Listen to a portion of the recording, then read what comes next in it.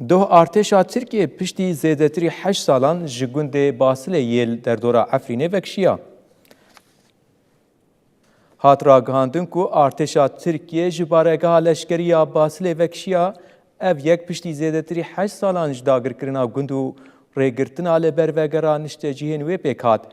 Piştî ku artêşê gund bi temamî vala kir nêzî 5 malbatên Efrînî berê xwe dan gundê xwe. Ji xwe piştî dagirkirina gund di sala 2018 de berî ku tê de baregeheke leşkerî ava bike gelek malên niştecihên gund hilweşandine. Dema ku malbat derbasî gund dibin, dibînin ku malên wan hatine wêrankirin û talankirin. Hêjayek gotinê ye ku artêşa Tirkiye hîn jî 4 gundên li herêma Efrînê kontrol dike û rê nade niştecihên wan ku veger. Ava hawşa buna dere tejgîd dizîne wî şikandine belû qope